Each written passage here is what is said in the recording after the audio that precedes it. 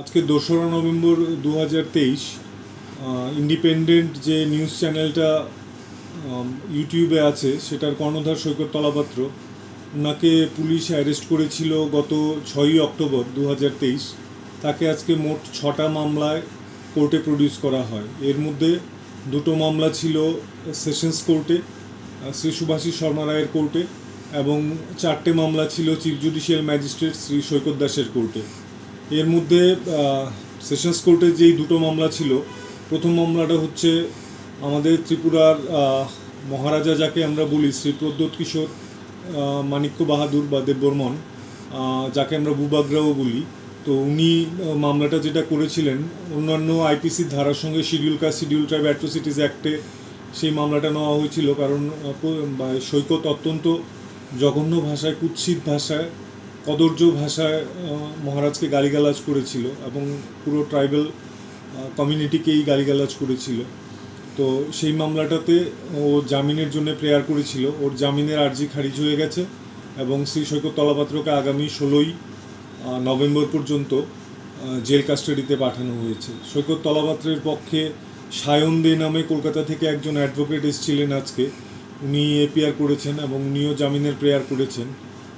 তো কোর্ট জামিনের আর্জি খারিজ করে জেল হাজতে পাঠিয়েছে। এছাড়া আমাদের মহিলা কমিশনের যে চেয়ারপারসন শ্রীমতী ঝর্ণা দেববর্মন, উনার মামলাটাও সেশনস কোর্টে শ্রী সুভাষিস শর্মারের আদালতে উঠেছিল। সেই মামলাটাতেও জামিনের আর্জি খারিজ হয়ে গেছে সৈকত তলাপাত্রের এবং 16 নভেম্বর পর্যন্ত জেল হাজতে থাকার অর্ডার হয়েছে। এছাড়া আরেকটা যেটা মামলা, আশফাক শেখের মামলা, উনি একটা মামলা করেছিলেন ওয়েস্ট আগরতলা পিএসে সৈকত তলাপাত্রের এগেনস্টে। সেই মামলাতে পুলিশ সৈকত তলাপাত্রের 14 দিনের পুলিশ কাস্টাডি চেয়েছিল। তো মাননীয় চিফ জুডিশিয়াল ম্যাজিস্ট্রেট শ্রী সৈকত দাস উনি 14 দিন পুলিশ কাস্টাডি দেননি, উনি 6 দিনের পুলিশ কাস্টাডি দিয়েছেন। তো আগামী 7ই নভেম্বর সৈকত তলাপাত্রকে আবার কোর্টে প্রডিউস করা হবে।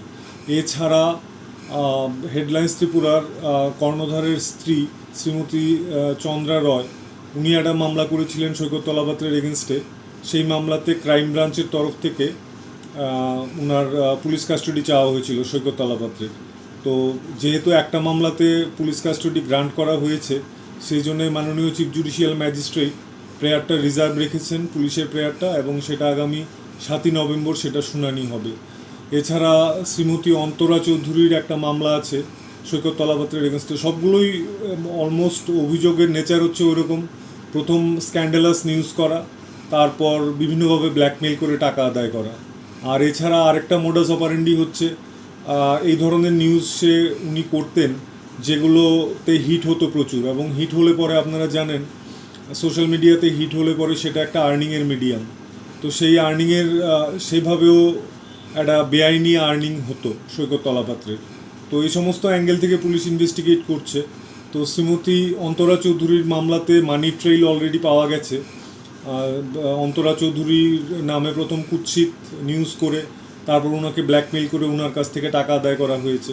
তো সেই মামলাতেও সৈকত তলাপাত্রের জামিনের আর্জি খারিজ হয়ে গেছে এবং আগামী 16 নভেম্বর পর্যন্ত ওকে জেল হাজতে রাখার অর্ডার দেওয়া হয়েছে। এছাড়া আমাদের প্রাক্তন আইজি শ্রী অরিন্দম নাথ, উনার যে কেসটা, উনিও একটা কেস করেছেন সৈকতের নামে, কারণ উনার নামে উনি স্ক্যান্ডালাস নিউজ ব্রডকাস্ট করেছিলেন। তো সেই মামলাতেও সৈকত তলাপাত্রের জামিনের আর্জি খারিজ হয়ে গেছে এবং তাকে আগামী 16 নভেম্বর পর্যন্ত জেল হাজতে রাখার নির্দেশ দেওয়া হয়েছে। তো সব মিলিয়ে একটা মামলাতে পুলিশ কাস্টাডি পেয়েছে 7ই নভেম্বর পর্যন্ত, আরেকটাতে যেটাতে পুলিশ কাস্টাডি চেয়েছিল আজকে, সেটার কাস্টাডির প্রেয়ার রিজার্ভ রাখা হয়েছে। আর 4টে মামলাতে তাকে জেল কাস্টাডি দেওয়া হয়েছে 16 তারিখ পর্যন্ত। তো আপাতত আজকে থেকে শুরু করে 7 তারিখ পর্যন্ত সৈকত তলাপাত্র পুলিশ হেফাজতেই থাকবেন ওয়েস্ট আগরতলা পিএসে।